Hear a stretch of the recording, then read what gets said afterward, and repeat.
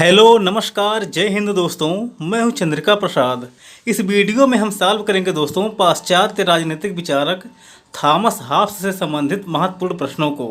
अगर आप Thomas Hobbes से संबंधित महत्वपूर्ण प्रश्नों को जानना चाहते हैं तो इस वीडियो को शुरू से लेकर अंत तक जरूर देखिए।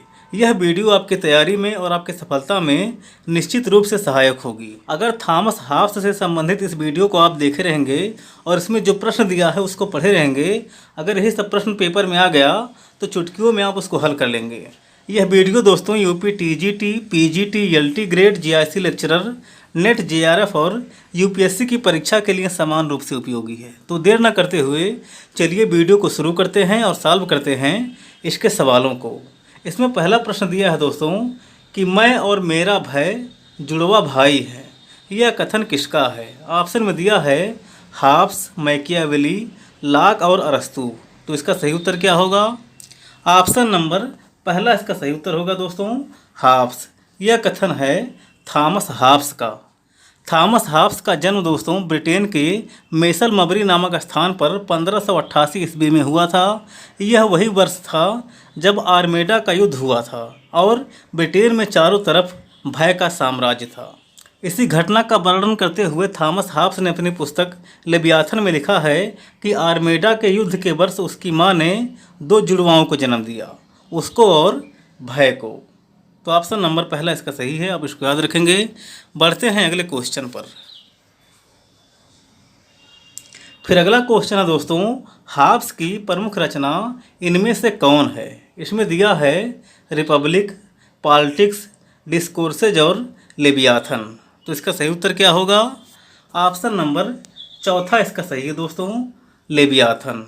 थॉमस हॉब्स की सबसे प्रमुख रचना दोस्तों लेवियाथन है।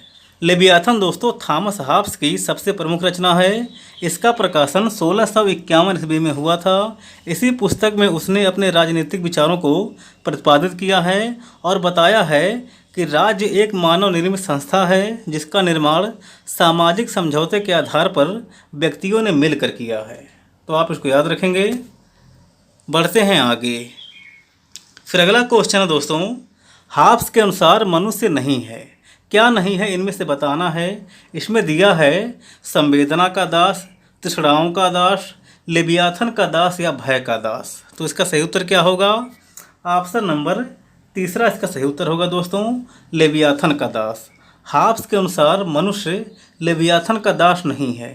इसके अलावा वह संवेदना का दास, तृष्णाओं का दास और भय का दास है। यह क्वेश्चन दोस्तों मानव स्वभाव से संबंधित है।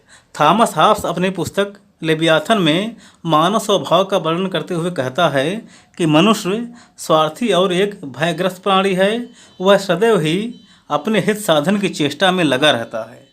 अपने स्वार्थ के लिए वह निरंतर लड़ाई झगड़ा करता रहता है और उसका मुख्य उद्देश्य है अपने यश को बढ़ाना। उसमें शक्ति वृद्धि की लालसा हमेशा बनी रहती है जिसकी वजह से वह हमेशा क्रियाशील रहता है। मनुष्य अपनी संवेदनाओं, अपनी तृष्णाओं और भय का दास है। तो मानव स्वभाव से संबंधित थॉमस हॉब्स की इन बातों को आप याद रखेंगे। बढ़ते हैं अगले क्वेश्चन पर। फिर अगला क्वेश्चन है दोस्तों प्राकृतिक अवस्था से संबंधित। क्वेश्चन है कि थॉमस हॉब्स के अनुसार प्राकृतिक अवस्था कैसी थी? इसमें दिया है सामाजिक, राजनीतिक, पूर्व सामाजिक या अनैतिक। तो इसका सही उत्तर क्या होगा? ऑप्शन नंबर तीसरा इसका सही उत्तर होगा दोस्तों पूर्व सामाजिक। थॉमस हॉब्स के अनुसार दोस्तों प्राकृतिक अवस्था पूर्व सामाजिक थी। थॉमस हॉब्स के अनुसार दोस्तों प्राकृतिक अवस्था पूर्व सामाजिक और पूर्व राजनैतिक है। राज्य की उत्पत्ति से पूर्व की स्थिति को थॉमस हॉब्स ने प्राकृतिक अवस्था की संज्ञा दिया है। तो आप इसको याद रखेंगे। फिर अगला क्वेश्चन है क्वेश्चन नंबर 5। इनमें से किसके अनुसार प्राकृतिक अवस्था में व्यक्ति का जीवन एकाकी, दीन, अपवित्र, पाशविक और क्षणभंगुर था? इसमें दिया है हॉब्स, लॉक, रूसो और मैकियावेली। तो इसका सही उत्तर क्या है? ऑप्शन नंबर पहला इसका सही है दोस्तों हॉब्स। यह कथन हॉब्स का है। हॉब्स कहता है दोस्तों कि प्राकृतिक अवस्था युद्ध और अराजकता की अवस्था थी। इस अवस्था में सभी का सभी के साथ निरंतर युद्ध चलता रहता था। इस युद्ध के 3 कारण थे: प्रतिस्पर्धा, भय और यश। हाब्स की प्राकृतिक अवस्था शक्ति ही सत्य है की धारणा पर आधारित था। इसके अंतर्गत जो कोई भी कुछ भी ले सके और जितनी देर अपने पास रख सकने में समर्थ हो उतनी समय के लिए वह उसका हो जाता था। हमेशा संघर्ष का वातावरण बना रहता था। इसीलिए उसने कहा है कि मनुष्य का जीवन एकाकी, दीनहीन, अपवित्र, पाशविक और क्षणभंगुर था। तो आप इसे याद रखेंगे। प्राकृतिक अवस्था से संबंधित यह क्वेश्चन था। फिर अगला क्वेश्चन है, हाब्स ने अपनी पुस्तक लेवियाथन में प्राकृतिक अवस्था के दौरान व्यक्ति के कितने प्रकार के नियम बताए हैं। इसमें दिया है 15, 16, 19 और 18। तो इसका सही उत्तर क्या होगा? ऑप्शन नंबर तीसरा इसका सही होगा दोस्तों। थॉमस हाब्स ने अपनी पुस्तक लेवियाथन में दोस्तों प्राकृतिक अवस्था के दौरान व्यक्तियों के लिए 19 नियम बताए हैं। ये नियम कैसे थे? ये नियम दोस्तों विवेकपूर्ण परामर्श मात्र थे, जिनको मानना किसी व्यक्ति के लिए अनिवार्य नहीं था। यह व्यक्ति की इच्छा पर निर्भर था कि उसको माने या ना माने, जबकि कानून उच्च सत्ता के द्वारा दिया गया आदेश होता है जिसके पीछे एक बाध्यकारी शक्ति का बल होता है। वह इस समय उपलब्ध नहीं था। तो थॉमस हाब्स ने अपनी पुस्तक लेवियाथन में प्राकृतिक अवस्था में व्यक्तियों के लिए 19 प्रकार के नियम बताए थे। 19 पूछ सकता है, आप इसको याद रखेंगे। फिर अगला क्वेश्चन है, थॉमस हाब्स के राजनीतिक सिद्धांत में समझौते का स्वरूप कैसा था। इसमें दिया है एक पक्षी, द्विपक्षी, उपरोक्त दोनों या उपरोक्त में से कोई नहीं। तो इसका सही उत्तर क्या होगा? ऑप्शन नंबर पहला इसका सही होगा दोस्तों, एक पक्षी। थॉमस हाब्स के राजनीतिक सिद्धांत के दौरान जो समझौता हुआ था उसका स्वरूप एक पक्षी था। एक पक्ष था केवल समाज, उसमें शासक शामिल नहीं था। देखिए, प्राकृतिक अवस्था में प्राकृतिक नियम विद्यमान थे, किंतु बाध्यकारी शक्ति के अभाव में सभी व्यक्तियों के द्वारा उसका पालन नहीं किया जाता था। अंत में एक ऐसी संस्था की आवश्यकता महसूस हुई जो सख्त के आधार पर व्यक्तियों को शांति रखने के लिए बाध्य कर सके। हाब्स कहता है दोस्तों कि प्राकृतिक अवस्था में व्यक्तियों में स्वार्थ और असामाजिकता होते हुए भी आत्मरक्षा, शांति और सुरक्षा की इच्छा विद्यमान थी, जिसकी वजह से लोग एक संस्था बनाने के लिए प्रेरित हुए जो उनकी रक्षा कर सके। राज्य की स्थापना का केवल एक ही ढंग है और वह है समस्त व्यक्तियों का अपनी समझ शक्ति को एक व्यक्ति या व्यक्ति समूह के प्रति समर्पित कर देना। अतः सभी व्यक्ति एक जगह पर एकत्रित हुए और प्रत्येक व्यक्ति ने प्रत्येक व्यक्ति से कहा। क्या कहा? वही है सामाजिक समझौता। व्यक्तियों ने आपस में कहा, दोस्तों मैं अपने ऊपर शासन करने के सब अधिकार इस व्यक्ति या सभी व्यक्तियों को इस शर्त पर देता हूँ और उनकी सत्ता इस शर्त पर स्वीकार करता हूँ कि तुम भी वैसा करो, यानी कि तुम सब लोग भी अपने सभी अधिकार इसे दे डालो और उसके सभी कार्यों को स्वीकार करो। तो ऑप्शन नंबर पहला इसका सही है। थॉमस हाब्स ने जो समझौता करवाया था वह एक पक्षी था, शासक इसमें शामिल नहीं था। शासक क्यों नहीं शामिल था, आइए देखते हैं अगले क्वेश्चन में। फिर अगला क्वेश्चन है दोस्तों, तलवार के बिना समझौता निरे शब्द है। यह कथन किसका है? ऑप्शन में दिया है बोदा, हाब्स, ऑस्टिन और डायसी। तो इसका सही उत्तर क्या है? ऑप्शन नंबर दूसरा इसका सही है दोस्तों, हाब्स। यह कथन हाब्स का है। तलवार के बिना समझौता निरे शब्द है। निरे शब्द मतलब केवल शब्द मात्र है समझौता। देखिए, हाब्स का समझौता सामाजिक है, वह जनता के द्वारा ही आपस में किया जाता है। शासक समझौते का पक्ष नहीं है, वह समझौते से बाहर और समझौते से ऊपर है। ऐसा क्यों है? एक निरंकुश शासन का समर्थन करने और जनता को प्रत्येक स्थिति में राजा के आदेशों का पालन कराने के लिए हाब्स ने ऐसा किया था। हाब्स ने सभी व्यक्तियों को समझौता कराकर अपनी सारी शक्तियाँ लेवियाथन को देने के लिए कहा ताकि वह उससे डरें और उसके आदेशों का पालन करें। तो तलवार के बिना समझौता निरे शब्द है, इसका मतलब यही है, आप इसे याद रखेंगे। फिर अगला है, संप्रभु का आदेश ही विधि है, किसने कहा? ऑप्शन में दिया है अरस्तु, बोदा, ऑस्टिन और हाब्स। तो इसका सही उत्तर क्या है? ऑप्शन नंबर चौथा इसका सही उत्तर है दोस्तों, हाब्स। यह कथन हाब्स का है। समाज में शांति व्यवस्था स्थापित करने के लिए हाब्स ने एक निरंकुश शासन का समर्थन किया था। उसने कहा है कि संप्रभु का आदेश ही कानून होगा, संप्रभु का आदेश ही विधि होगा और सभी को उसका पालन करना अनिवार्य होगा।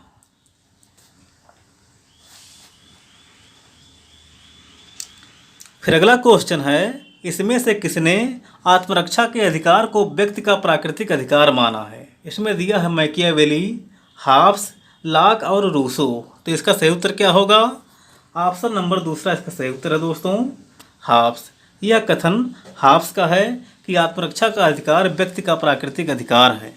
समझौते के द्वारा सभी लोग अपने सारे अधिकार निरंकुश शासन को सौंप देते हैं और उसके सभी आदेशों का पालन करते हैं, केवल आत्मरक्षा के अधिकार को छोड़कर, क्योंकि हाब्स ने आत्मरक्षा के अधिकार को व्यक्ति का प्राकृतिक अधिकार माना है। उसने कहा है कि अगर शासक कोई ऐसा कानून बनाता है जिससे व्यक्ति के जीवन को खतरा हो, तो व्यक्ति शासन के उस उद्देश्यों का उल्लंघन कर सकता है और शासक के विरुद्ध विद्रोह कर सकता है। इसी वजह से थॉमस हाब्स को प्रथम व्यक्तिवादी माना जाता है। तो आप इसे याद रखेंगे, यह कथन हाब्स का है कि आत्मरक्षा का अधिकार व्यक्ति का प्राकृतिक अधिकार है।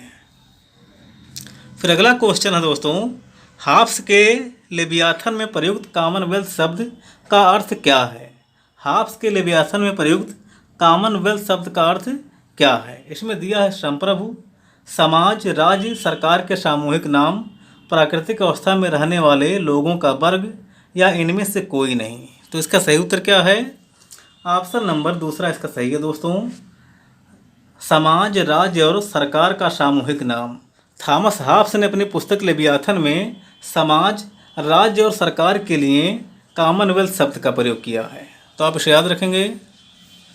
फिर अगला क्वेश्चन है, हाब्स के सामाजिक समझौते का सार तत्व क्या है? इसमें दिया पहला, सभी लोगों का संप्रभु के प्रति संपूर्ण समर्पण, संप्रभु की जनता के प्रति जवाबदेही, जन अधिकारों की प्राथमिकता और कुशल शासन का दायित्व। तो इसका सही उत्तर क्या है? इसका सही उत्तर है दोस्तों ऑप्शन नंबर पहला, सभी लोगों का संप्रभु के प्रति संपूर्ण समर्पण। यह है हाब्स के सामाजिक समझौते का सार तत्व। समझौते के द्वारा थॉमस हाब्स ने एक निरंकुश शासन की स्थापना की है ताकि समाज में शांति और व्यवस्था स्थापित किया जा सके। इसके लिए सभी लोगों को संप्रभु के प्रति पूरी तरह से समर्पित होना पड़ता है। तो आप इसे याद रखेंगे। फिर अगला क्वेश्चन है, निम्न में से कौन सा कथन हाब्स पर लागू नहीं होता है? इसमें दिया पहला, लोगों ने केवल एक ही समझौता किया। दूसरा है, संप्रभु को निरंकुश शक्तियाँ प्राप्त हैं। तीसरा है, लोग अपना शासक नियुक्त कर सकते हैं। और चौथा है, समझौता एक पक्षीय था। तो इसका सही उत्तर क्या है? ऑप्शन नंबर तीसरा इसका सही उत्तर है दोस्तों, लोग अपना शासक नियुक्त कर सकते हैं। हाब्स के कथन में, हाब्स के संबंध में यह कथन लागू नहीं होता है। बाकी लोगों ने केवल एक ही समझौता किया था, यह सही है। संप्रभु को निरंकुश शक्तियाँ प्राप्त हैं, यह भी सही है। और समझौता एक पक्षी था, यह भी सही है। लोग अपना शासक नियुक्त नहीं कर सकते थे।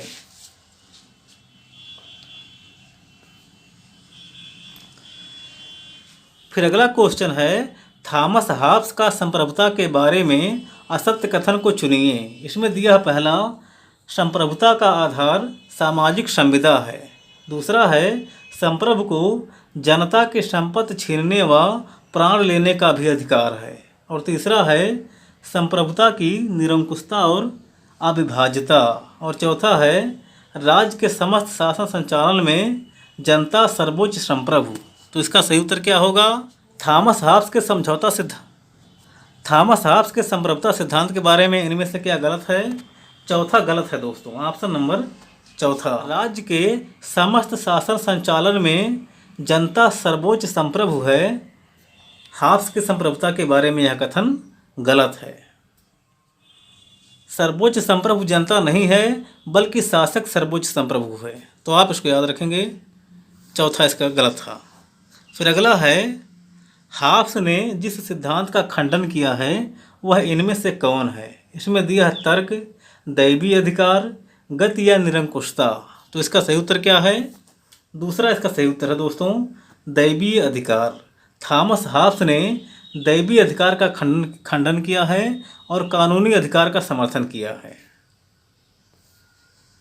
फिर अगला क्वेश्चन है, थॉमस हॉब्स की संप्रभुता का स्वरूप कैसा है? इसमें दिया है सामाजिक, राजनीतिक, कानूनी या प्राकृतिक। तो इसका सही उत्तर क्या है? तीसरा इसका सही उत्तर है दोस्तों, कानूनी। थॉमस हॉब्स की संप्रभुता का स्वरूप कानूनी है, ना कि दैवी या अन्य। फिर अगला क्वेश्चन है, निम्न में से किसका मानना है कि व्यक्ति वहाँ स्वतंत्र है जहाँ विधि मौन है? इसमें दिया है हॉब्स, लॉक, रूसो और बेंथम। तो इसका क्या सही होगा? ऑप्शन नंबर पहला इसका सही होगा दोस्तों, हॉब्स। यह महत्वपूर्ण कथन दोस्तों थॉमस हॉब्स का है कि व्यक्ति वहाँ पर स्वतंत्र है जहाँ विधि मौन है। थॉमस हॉब्स ने भले ही निरंकुश शासन का समर्थन किया है, लेकिन कहा है कि व्यक्ति वहाँ पर स्वतंत्र है जहाँ पर विधि मौन है। इसी वजह से उसको व्यक्तिवादी माना जाता है। फिर अगला है, हॉब्स निम्न में से किसका समर्थन करता है? इसमें दिया है वैधानिक संप्रभुता का, लोकप्रिय संप्रभुता का, राजनीतिक संप्रभुता का या निरंकुश संप्रभुता का। तो इसका सही उत्तर क्या होगा? चौथा इसका सही उत्तर है दोस्तों, संप्रभुता उसकी निरंकुश है। ऑप्शन नंबर चौथा, थॉमस हॉब्स ने निरंकुश संप्रभुता का समर्थन किया है। फिर अगला क्वेश्चन है, हॉब्स ने शासन की निरंकुशता को उचित सिद्ध किया है इस आधार पर कि, आधार क्या है इनमें से बताना है। पहला है, राजा एक शाही व्यक्ति होता है। दूसरा है, राजा को जनता ने चुना है। तीसरा है, लोग शासन करने में अक्षम होते हैं। चौथा है दोस्तों, मानव प्रकृति द्वेषपूर्ण और झगड़ालू है। तो इसका सही उत्तर क्या है? ऑप्शन नंबर चौथा इसका सही उत्तर है दोस्तों, मानव की प्रकृति द्वेषपूर्ण और झगड़ालू है। इसी के आधार पर हॉब्स ने शासन की निरंकुशता को उचित ठहराया है। फिर अगला क्वेश्चन है, निम्न में से किसका मानना है कि समझौता भंग होने पर व्यक्ति पुनः प्राकृतिक अवस्था में चला जाएगा? समझौता भंग होने पर व्यक्ति पुनः प्राकृतिक अवस्था में चला जाएगा, ऐसा किसका मानना है? इसमें दिया है Thomas Hobbes, John Locke, Jean Jacques Rousseau या जॉन रॉल्स। तो इसका सही उत्तर क्या है? इसका सही उत्तर है दोस्तों ऑप्शन नंबर पहला, थॉमस हॉब्स। थॉमस हॉब्स का मानना है दोस्तों कि अगर सामाजिक समझौता भंग होता है तो व्यक्ति पुनः प्राकृतिक अवस्था में चला जाएगा, उसको पुनः समझौता करना पड़ेगा, जबकि जॉन लॉक ने ऐसा नहीं माना है।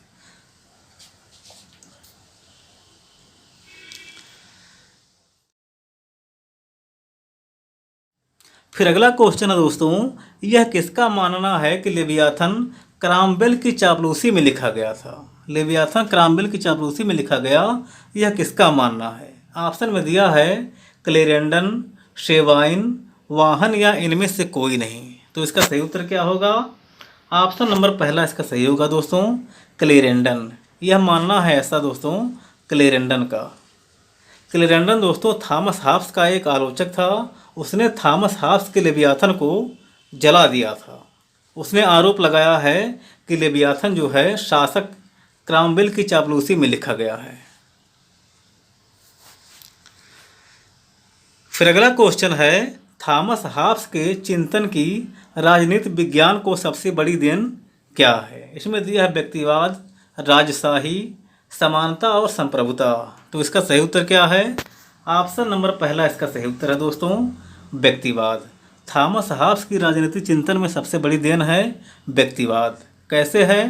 सभी लोग इकट्ठा होते हैं और अपनी सारी शक्तियां एक ऐसे व्यक्ति या ऐसी संस्था को देते हैं जो उन पर शासन करे। यह काम सभी व्यक्तियों के द्वारा किया जाता है। चूंकि यह काम व्यक्तियों के द्वारा ही किया जाता है, इसलिए हॉब्स को प्रथम व्यक्तिवादी माना जाता है।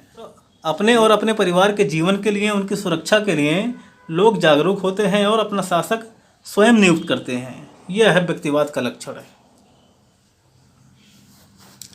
फिर अगला क्वेश्चन है, हॉब्स को सर्वाधिकारवाद का प्रथम सिद्धांतकार किसने कहा है? इसमें दिया है वेपर, मैक्सी, वायलातो और रूसो। तो इसका सही उत्तर क्या होगा? ऑप्शन नंबर तीसरा इसका सही उत्तर होगा दोस्तों, वायलातो। वायलातो दोस्तों एक विचारक हैं। इन्होंने थॉमस हॉब्स को सर्वाधिकारवाद का प्रथम सिद्धांतकार कहा है। तो याद करने वाली चीज़ है, आप इसे याद रखेंगे। फिर अगला क्वेश्चन है, कौन सा राजनीतिक चिंतक अरस्तू के विचारों को पूरी तरह से अस्वीकार करता है? इसमें दिया है लॉक, रूसो, मैकियावेली और हाब्स। तो इसका सही उत्तर क्या है? ऑप्शन नंबर चौथा इसका सही उत्तर है दोस्तों, हाब्स। थॉमस हाब्स जो है अरस्तू के विचारों को पूरी तरह से अस्वीकार करता है।